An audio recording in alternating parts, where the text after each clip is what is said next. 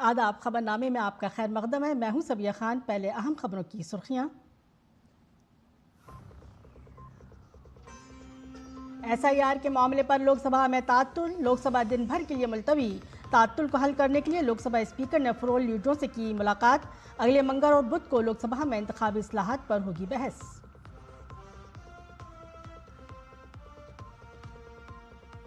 Parliament के सरमाई इजलास के दूसरे दिन अपोजिशन ने दोनों ऐवानों में किया हंगामा। पार्लिमानी उमूर के वजीर किरण रिजिजू और कायद ऐवान JP नड्डा ने राज्यसभा में हंगामा आराई कर दिया जवाब। कहा, हुकूमत हर मसले पर बहस के लिए है तैयार।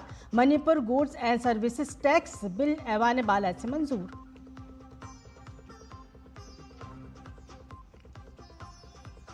संचार साथी ऐप मुकम्मल तौर पर आवाम के लिए फ़ायदेमंद, रज़ाकाराना और गाहक पर मबनी ऐप। मरकज़ी वज़ीर मवासिलात ज्योतिरादित्य सिंधिया ने ऐप को करार दिया एक मुतबादिल। BJP लीडरों ने इस मामले पर की अपोजिशन के रवैये की तनकीद। वज़ीर आज़म के नए दफ्तर का नाम अब होगा सेवा तीर्थ। मरकजी सेक्रेटरीट अब जाना जाएगा कर्तव्य भवन के नाम से। काम की जगहों के नामों की तब्दीली की सोच सकाफती तब्दीली की है अलामत। ये इक़्तिदार के बजाय जिम्मेदारी और ओहदे के बजाय खिदमत का है इंतखाब। उत्तर प्रदेश में काशी के नमू घाट पर आज से शुरू हुआ काशी तमिल संगमम। संगमम है शुमाली और जनूबी भारत के दरमियान सकाफती रिश्तों की अलामत। इस साल का थीम है तमिल करकलाम, जिसका मतलब है तमिल सीखो। तमिलनाडु से तकरीबन 1400 मंदुबीन तकरीब में कर रहे हैं शिरकत।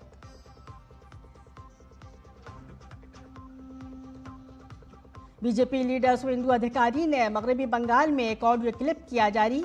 TMC पर जाली वोटिंग को फरोग देने का लगाया इल्ज़ाम। फॉल्टा असेंबली हल्के में मुर्दा वोटरों के नामों को हज़फ न करने पर घिरी ममता बनर्जी हुकूमत।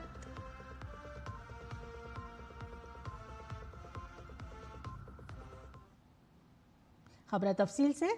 लोकसभा में आज भी SIR के मामले पर तात्तुल बरकरार रहा, जिससे वक्फे सवालात में खलल पड़ा। तात्तुल की वजह से लोकसभा को दोपहर तक मुलतवी करने के बाद दिन भर के लिए मुलतवी करना पड़ा। अपोजिशन ने पार्लियामेंट हाउस कॉम्प्लेक्स में एहतजाज भी किया। दरियासना हुकूमत ने तात्तुल को हल करने के लिए पहल की है। लोकसभा के स्पीकर ने अपने चैम्बर्स में मुख्तलिफ जमातों के रहनुमाओं की एक अहम मीटिंग बुलाई है। इजलास में तमाम जमातों के फ्लोर लीडर्स ने शिरकत की। अब अगले मंगल और बुध को लोकसभा में इंतखाबी इस्लाहात पर बहस होगी। सरमाई इजलास के दूसरे दिन जब पार्लियामेंट की कार्रवाई शुरू हुई तो लोकसभा में अपोजिशन मेंबरान पार्लियामेंट ने SIR पर हंगामा किया। दरियासना BJP के कौमी सदर JP नड्डा ने ऐवान से कहा, हम उन मसाइल पर बहस करने के लिए तैयार हैं जिन पर अपोजिशन बहस करना चाहती है, लेकिन हम इस पर बात करके तबादला ख्याल कर सकते हैं। The leader of the opposition has raised the question of the discussion and about 267, Rule 267. And as yesterday the Parliamentary Affairs Minister had said that we will come back. Today I am told by the Parliamentary Affairs Minister that very soon there is a meeting going to take place with the opposition leaders and accordingly we will decide about that. Rajya Sabha की कार्रवाई SIR के मामले पर opposition के ज़बरदस्त हंगामे के दरमियान दोपहर 2 बजे तक मुलतवी रहने के बाद दोबारा शुरू हुई। पार्लिमानी उमूर के वजीर किरण रिजिजू ने कहा, हुकूमत इंतखाबी इस्लाहात के मामले पर बातचीत के लिए तैयार है। BAC के इजलास में इस पर बात की जाएगी। हम इस पर तमाम सियासी जमातों से बात करेंगे और वक्त पर फैसला करेंगे। उन्होंने कहा कि अपोजिशन को ऐवान में कार्रवाई मामूल के मुताबिक चलने देना चाहिए। Government is ready, we will propose a date for discussion in consultation with other members and the Honorable Chair. Please allow the normal other business listed to be functioned as decided. We will discuss on the demands of opposition also, and government is also ready. Thank you. But please don't insist on it should be taken up within a timeline. ऐवान की कार्रवाई के दौरान किरण रिजिजू ने कहा, इंतखाबी इस्लाहात के मामले से पहले वंदे मातरम पर बहस की जाएगी। Vande Mataram is a matter related to our freedom struggle, which inspired millions. Right. Matter related to electoral reforms is also extremely important. Besides this, there may be many more issues which the parties would like to raise in the House, because there are many members which come from different states, different regions. They have different issues. However, considering the consistent which the opposition party had united to raise one issue on the matter related to electoral reforms, government is ready to take up the discussion. मरकजी वजीर मवासिलात ज्योतिरादित्य सिंधिया ने संचार साथी app के बारे में एक अहम बयान दिया है। उन्होंने कहा कि संचार साथी एक इख्तियारी ऐप है और इसे हर शहरी तक पहुंचाना हुकूमत की जिम्मेदारी है। अपोजिशन पर हमला करते हुए सिंधिया ने कहा कि अपोजिशन गैर ज़रूरी मामले तलाश कर रही है। मरकजी वजीर मवासिलात ने कहा कि संचार साथी ऐप के 1.5 करोड़ से ज़्यादा डाउनलोड्स हैं। हर व्यक्ति को देश में नहीं मालूम कि मुझे फ्रॉड से प्रोटेक्ट करने के लिए, मुझे चोरी से प्रोटेक्ट करने के लिए ये ऐप है। तो हर व्यक्ति तक ये ऐप पहुंचाना हमारी जिम्मेदारी है। अगर आपको डिलीट करना है तो डिलीट कर दो, नहीं इस्तेमाल करना है तो रजिस्टर मत करो। जब आप रजिस्टर करोगे तभी तो एक्टिव होगा, रजिस्टर नहीं करोगे तो इनएक्टिव होगा। एक साल में 2024 में अकेले हमारे देश के अंदर 22,800 करोड़ रुपए के फ्रॉड हुए हैं। तो एक तरफ विपक्ष चिल्ला रहा है कि आप फ्रॉड कैसे रोकेंगे, दूसरी तरफ अगर संचार साथी का ऐप हमने आम नागरिक को दे दिया तो कह रहे हैं पेगासस। तो करो तो मरो, न करो तो मरो।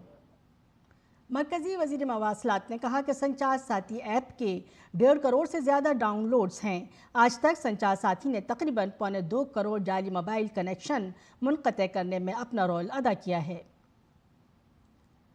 आज तक संचार साथी पोर्टल के 20 करोड़ डाउनलोड हुए, ऐप के 1.5 करोड़ से ज़्यादा डाउनलोड हुए। आज तक करीब 2.25 crore mobile connections, fraudulent mobile connections इस जन भागीदारी के आधार पे ही डिस्कनेक्ट हुए। करीब 20 लाख फोन जो चोरी हुए थे उनको ट्रेस किया गया है। 7.5 लाख फोन जो चोरी हुए थे उनको वापस उपभोक्ता के हाथ पे पहुंच चुका है। करीब 21 लाख फोन उपभोक्ताओं के रिकॉग्निशन और रिपोर्टिंग के आधार पर ही डिस्कनेक्ट हुए हैं। साबिक मरकजी वजीर और बीजेपी के सीनियर लीडर रविशंकर प्रसाद ने संचार साथी ऐप को धोखाधड़ी को रोकने के लिए एक मौसर जरिया करार दिया है। उन्होंने कहा कि इस ऐप के इस्तेमाल से मोबाइल का इस्तेमाल पहले से कहीं ज़्यादा महफूज हो जाएगा। उन्होंने ये भी कहा कि जब आप फ़ोन ख़रीदते हैं तो ये पहले से ही बहुत सी ऐप्स के साथ आता है। अगर हमारी सिक्योरिटी के लिए एक और ऐप भी हो तो क्या मसला है। आपके मोबाइल में 50 ऐप रहते हैं, एक ऐप रहेगा, उसमें दिक्कत क्या है। हर मोबाइल में 10, 15, 20 ऐप होते हैं ना। लोन के लिए ऐप होते हैं, बाकी के लिए ऐप होते हैं। तो अगर आपकी सुरक्षा के लिए एक सुरक्षा कवच है, साइबर फ्रॉड रोकने के लिए एक सुरक्षा कवच बना हुआ है, उसका उपयोग करने की बात है तो परेशानी क्या है। नौ तामीर शुदा वज़ीर आज़म के दफ्तर PMO का नाम बदलकर सेवा तीर्थ रख दिया गया है। ये नाम वाज़े तौर पर पैगाम देता है कि यह खिदमत का एक ख़ास मकाम है। मरकज़ी सेक्रेटरीट का नाम अब कर्तव्य भवन होगा। ये तब्दीली महज इंतज़ामी तब्दीली नहीं है, ये सकाफ़ती और अखलाक़ी तब्दीली भी है। भारत के सरकारी अदारों का ये नाम बदलना इस ज़हनियत की अलामत है जो हुक्मरानी को इक़्तिदार नहीं बल्कि आवाम की खिदमत समझते हैं, जहाँ ज़िम्मेदारी को इक़्तिदार से ज़्यादा और खिदमत को ओहदे से ज़्यादा अहमियत दी जाती है। वज़ीर आज़म नरेंद्र मोदी की क़यादत में हुक्मरानी के तमाम अदारे न सिर्फ तब्दील हो रहे हैं बल्कि उनकी नई तारीफ भी सामने आ रही है। हर इमारत, हर नाम, हर अलामत अब एक पैगाम की तरफ इशारा करती है। इससे कबल 2016 में वज़ीर आज़म की रहायशगाह का नाम बदलकर लोक कल्याण मार्ग रखा गया था। इसी तरह मुल्क भर में राजभवनों के नाम भी बदले जा रहे हैं। राजभवन का नाम अब लोक भवन रखा जा रहा है। ममता बनर्जी एसआईआर के बारे में फिक्रमंद हैं, इसलिए वो अपनी इंतजामिया के जरिए बीएलओ को धमकी दे रही हैं कि वो मुर्दा वोटरों के नामों को हज़फ ना करें। ये इल्ज़ाम बीजेपी लीडर शुवेंदु अधिकारी ने लगाया है। शुवेंदु अधिकारी ने ऐसी ही एक धमकी का ऑडियो क्लिप जारी किया है। ये गुफ्तगू बंगाली में है, जिसके बारे में शुवेंदु अधिकारी ने अपने एक्स हैंडल पर तफसील से लिखा है। ये ऑडियो क्लिप फॉल्टा असेंबली हल्के के एक बीएलओ का है। ये क्लिप मुकम्मल तौर पर इस बात को यकीनी बनाने पर मरकूज है कि मुर्दा वोटरों के नाम हज़फ न हों। बीजेपी बराह रास्त इल्ज़ाम लगाती है कि ममता बनर्जी अपनी शांति वाहिनी का इस्तेमाल करते हुए इंतखाबात के दौरान धोखाधड़ी से वोट डालने की कोशिश में हैं। शुवेंदु अधिकारी ने इलेक्शन कमीशन से शिकायत करने की धमकी दी है।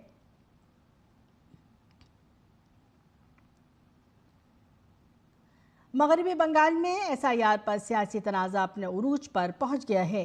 बीजेपी टीएमसी पर मुसलसल हमला कर रही है। अपोजिशन लीडर शुवेंदु अधिकारी ने सीईओ से मुलाकात की और रियासत में कई बूथ्स पर बीएलओ और डेटा अपलोड करने के लिए दबाव डालने का इल्ज़ाम लगाया। इसके बाद रियासत के chief electoral officer Manoj Kumar Agrawal ने नई हिदायत जारी की। अब बीएलओज़ को जमा कराए गए और गैर तकसीम शुदा तमाम जांच फार्म आज ही अपलोड करना होंगे। अगर कोई वोटर 11 दिसंबर तक फार्म जमा नहीं कराता है तो उसे जमा न होने के काबिल फार्म के तौर पर निशान जद करके ये मालूमात ऐप पर जारी करनी होंगी।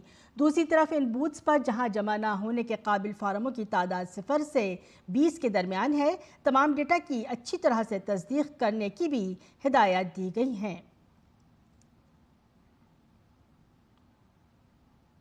मगरबी बंगाल में एसआईआर पर सियासत जारी है। बीजेपी मुसलसल ममता बनर्जी हुकूमत को निशाना बना रही है।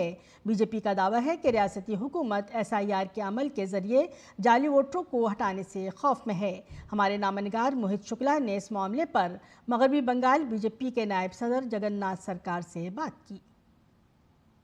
स्पेशल इंटेंसिव रिवीजन के मुद्दे पर विपक्ष पार्लियामेंट के अंदर प्रोटेस्ट कर रहा है। हमारे साथ जगन्नाथ सरकार साहब हैं, आप पश्चिम बंगाल बीजेपी के प्रदेश उपाध्यक्ष हैं और सांसद भी हैं। एसआईआर को लेकर ये दिक्कत क्या है? बंगाल से लेकर बिहार हो, उत्तर प्रदेश हो, महाराष्ट्र हो, ये क्या तकरार है? किस बात पर प्रदर्शन है? ये दिक्कत का कोई चीज ही नहीं है, ये तो होना चाहिए। वहाँ ज्यादा गड़बड़ी है।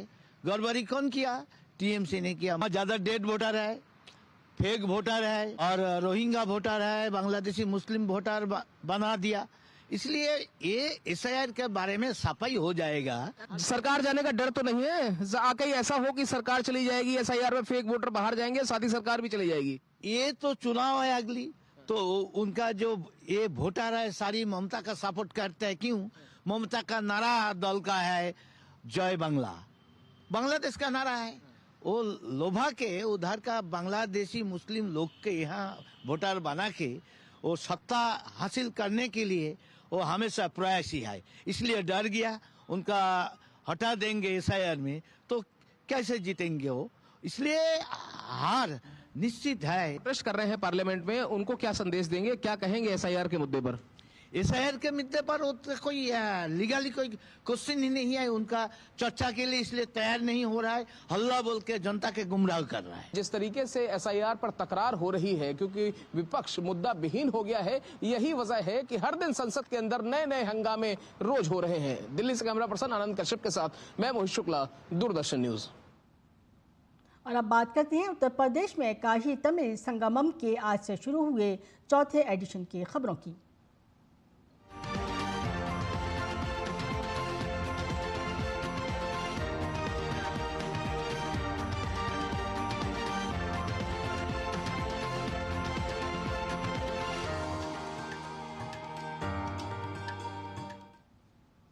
उत्तर प्रदेश में काशी के नमू घाट पर काशी तमिल संगमम 4.0 आज से शुरू हो गया है। ये संगम शुमाली और जनूबी भारत के दरमियान सकाफती रिश्तों को मजबूत करने की अलामत बन गया है। इस साल इस तकरीब का थीम तमिल कर कलाम है, जिसका मतलब है तमिल सीखो, जो ज़ुबान और रवायत के तबादले को एक नई जहत देता है। तमिलनाडु से तकरीबन 1400 मंदुबीन इस तकरीब में शिरकत कर रहे हैं। मरकज़ी वज़ीर तालीम धर्मेंद्र प्रधान, वज़ीर आला योगी आदित्यनाथ और तमिलनाडु के गवर्नर समेत कई मौजूद शख्सियात बशमूल पुडुचेरी के लेफ्टिनेंट गवर्नर के के कैलासनाथन ने इफ्तिताही तकरीब में शिरकत की। कन्याकुमारी, तिरुचिरापल्ली और चेन्नई के तलबा भी वहां मौजूद हैं। प्रोग्राम के दौरान काशी और तमिलनाडु के रवायती फनकार एक प्लेटफॉर्म पर अपने शानदार सकाफती विरसे का संगम पेश कर रहे हैं।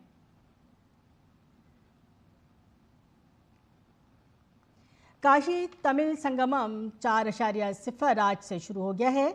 तमिलनाडु से काशी तक तमिल संगमम पर वहां जश्न का माहौल है। संगमम में शिरकत के लिए तमिलनाडु से बड़ी तादाद में तलबा आए हैं। डीडी न्यूज़ से बात करते हुए तलबा ने काशी आने पर खुशी का इजहार किया। मैं बात कर रहा हूँ तमिलनाडु से हमारे एक भाई आए हुए हैं, इनसे बात। ये वो लोग हैं जो पहले जत्थे में आए हुए हैं। और ये आप लोग कहाँ से आए हुए, अपना परिचय दीजिए और कैसा आप यहाँ पर आपको लग रहा है, क्या फीलिंग है आपकी? मैं पढ़ाई कर रहा हूँ, तो काशी तमिल संगम 4.0 के लिए हम वाराणसी अयोध्या आ रहे हैं। आप बताइए क्या आपकी फीलिंग है? Unite by language, culture and anything. Yeah, in order we have to provide that Ek Bharat Shreshtha Bharat, Ore Bharatam, Unnata Bharatam. I am feeling immense pleasure to be here at Vishwanath and Kashi Annapurna, because we Tamilians have 3 deities, 3 Mukhya deities, Madurai Meenakshi, Kanchi Kamakshi and Kasi Vishalakshi. I am really blessed to visit Meenakshi temple and Madurai actually. I visit Madurai Meenakshi temple and after visit Kamakshi temple. The first time I visited Sri Vishalakshi. My life is completely, I think, completely blessed today, because as a Tamilian I visited here and I have enriched my roots. Temple बहुत अच्छा है, like protocols बहुत अच्छा है, security भी बहुत अच्छा है, लाइक द इंफ्रास्ट्रक्चर इज बहुत गुड। एक्चुअली हमारा रूट बहुत साल पहले वो 5 यहाँ से तमिलनाडु से यहाँ आके हम सब जगह का बड़ा करते हैं। ये काशी और रामेश्वरम हमेशा एक ऐसे था, अभी भी एक ऐसे है, हमेशा ऐसे ऐसे होगा। तो मैं ये देख पा रहा हूँ कि भाषा का थोड़ा बहुत बंधन लगता है, कोशिश करते हैं, लेकिन जो उनके अंदर का ज्ञान है, जो उनके अंदर का जुड़ाव है, जो उनके अंदर का लगाव है, वो लगाव उनकी बातों में, उनके इमोशन में, उनके चेहरे पर वो झलकता है। और यही वो बात है जो कि हमको एक भारत से श्रेष्ठ भारत की तरफ आगे लेकर जा रही है। कैमरा नवीन कुमार के साथ मनीष वाजपेयी, वाराणसी। काशी तमिल संगमम 4.0 के तहत दूसरा group MGR Chennai central station से काशी के लिए रवाना हो गया है। इस ग्रुप में कुल 216 मुसाफिर शामिल हैं, जिनमें तकरीबन 200 असातिज़ा शामिल हैं। एक खुसूसी ट्रेन से रवाना होने वाला ये ग्रुप 3 दिसंबर को काशी पहुंचेगा। काशी में ग्रुप इलाके की कदीम सकाफत, रवायात और रूहानी विरसे को समझने के लिए मुख्तलिफ मकामात का दौरा करेगा। इसके अलावा ये ग्रुप इलाहाबाद और अयोध्या भी जाएगा। Government of India arranged different kinds of peoples, that means students, teachers, writers, professors, publics and all other people selected, and arrange all necessary arrangement to the peoples, and with free of cost to travel the people from Tamil Nadu to and Kashi. And suppose a person separately they sent to Kashi, he spent 1 lakh, but the government of India sponsored the 1 lakh to all the people. It is not a beneficiary one. The tradition between Kashi and Tamil Nadu is explores this. तो ये थी उत्तर प्रदेश में काशी तमिल संगमम के आज से शुरू हुए programme की खबरें।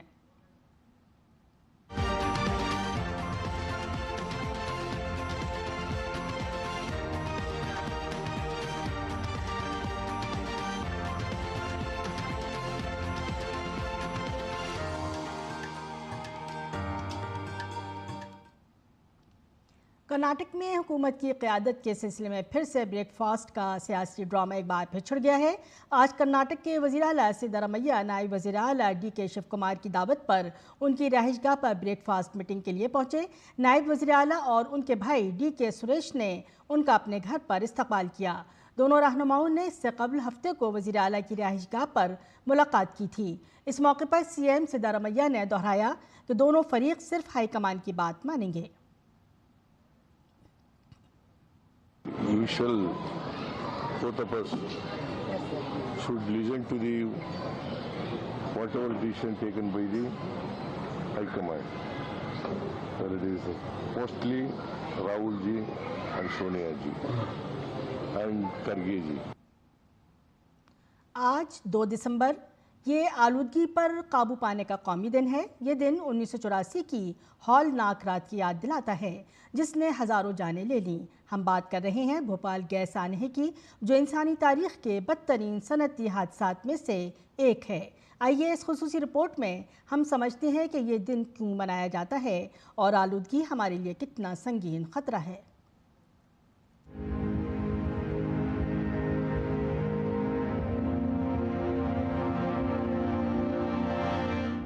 ये तस्वीरें साल 1984 की हैं, 2 और 3 दिसंबर की दरमियानी रात, और ये जगह मध्य प्रदेश की राजधानी भोपाल थी। रात 12 बजे के करीब शहर सो रहा था, लोग सुकून की नींद में थे, लेकिन इसी नींद में हजारों जानें हमेशा के लिए घुट गईं। यूनियन कार्बाइड इंडिया लिमिटेड के कीटनाशक फैक्ट्री से अचानक एक खतरनाक इंतहाई जहरीली गैस का इखराज शुरू हो गया। ये गैस मिथाइल आइसोसाइनेट कहलाती है, एक ऐसी गैस जिसके राब्ते में चंद सेकंड के लिए भी आना जानलेवा साबित हो सकता है। गैस इतनी तेजी से फैली कि लोगों को संभलने का वक्त नहीं मिला। हजारों लोग अपने घरों में, सड़कों पर, अस्पतालों के रास्ते में आखिरी सांसें लेते हुए पाए गए। लाखों मुतासिर हुए। ये एक ऐसी रात थी जिसने दुनिया को दिखा दिया कि इंसानों की वजह से आलूदगी कितनी भयानक कीमत अदा कर सकती है। भोपाल गैस का सानहा महज एक हादसा नहीं था, ये एक इंतबा था कि अगर हम आलूदगी और सनती तहफ्फुज़ को संजीदगी से नहीं लेते हैं तो इंसानी जान को हमेशा सबसे भारी कीमत अदा करनी पड़ेगी। और इसीलिए इस दिन को कौमी आलूदगी कंट्रोल दिन के तौर पर मनाया जाता है। आज ही के रोज 40 बरस पहले भोपाल में एक फैक्ट्री से खतरनाक गैस रिसी थी, प्रदूषण फैला था उससे, और उसमें हजारों लोगों की जानें गई थी, हजारों लोग उससे प्रभावित हुए थे। तो उसी की स्मृति में और इन सब बातों के प्रति हम सचेत रहें, इनको लेकर अब हम आसपास का अपना वातावरण अच्छा रखें, इसीलिए हम लोग आजकल 2 दिसंबर को विश्व प्रदूषण दिवस के रूप में मनाते हैं। 40 साल से ज्यादा का अरसा गुजर जाने के बावजूद आलूदगी दुनिया का सबसे बड़ा खतरा बनी हुई है। हवा जहरीली हो गई है, दरिया कचरे से भरे हैं, मिट्टी, प्लास्टिक और केमिकल से भरी हुई है, और हमारी अपनी सरगर्मियों ने जमीन के दर्जे हरारत को खतरनाक सतह तक बढ़ा दिया है। मौसमियाती तब्दीलियां, पिघलते हुए ग्लेशियर्स, मौसम की शदीद तब्दीलियां, ये सिर्फ साइंस के मामलात नहीं हैं, ये हर आम आदमी की जिंदगी को मुतासिर कर रहे हैं। बढ़ती हुई आलूदगी का बराह रास्त हमारी सेहत पर भी असर पड़ रहा है। बच्चे, बूढ़े और हामला खवातीन खास तौर पर मुतासिर हैं। इसकी रोकथाम के लिए हमें बहुत जागरूकता पैदा करना है, लोगों को जागरूक करना है, कैसे किन कारणों से ये पॉल्यूशन हो रहा है उनके बारे में बताना, लोगों को इसके रोकथाम के उपायों के बारे में जानकारी देना, कॉलेजों में, स्कूलों में रैलियों के माध्यम से, नुक्कड़ नाटकों के माध्यम से। इन बच्चों को देखकर आप अंदाजा लगा सकते हैं कि 2 से 3 दिसंबर 1984 की दरमियानी शब भोपाल में यूनियन कार्बाइड नामी कंपनी की फैक्ट्री से जब मिथाइल आइसोसाइनेट नामी जहरीली गैस निकली तो वो कितनी खौफनाक रही होगी। 2006 में हुकूमत की तरफ से दाखिल करदा हलफनामे में ये कबूल किया गया था कि तकरीबन 5,58,125 अफराद इस गैस लीक से बराह रास्त मुतासिर हुए थे, और जुज़वी तौर पर मुतासिर होने वालों की तादाद तकरीबन 38,478 थी। 3,900 बुरी तरह से मुतासिर हुए और मुकम्मल माजूरी का शिकार हो गए। राष्ट्रीय प्रदूषण नियंत्रण दिवस पर वक्त है खुद से एक वादा करने का कि स्वच्छ हवा, स्वच्छ जल और सुरक्षित भविष्य के लिए जिम्मेदार बने और जागरूक बने। कैमरा पर्सन विजय शर्मा के साथ आदित्य श्रीवास्तव, डीडी न्यूज, भोपाल। भारत ने ऑपरेशन सागर बिंदु के तहत समुद्री तूफान दितवा से मुतासिरा श्रीलंका के लिए अपनी इंसानी इमदाद की कोशिशों को तेज़ कर दिया है। ताज़ा तरीन सरकारी मालूमात के मुताबिक भारत ने अब तक 53 टन इमदादी सामान श्रीलंका को हवाई और समुद्री रास्ते से पहुंचाया है और वहां फंसे 2000 से ज़्यादा भारतीयों को भी वापस लाया गया है। और खबरनामे को ख़त्म करते हैं, इजाज़त दीजिए, आदाब।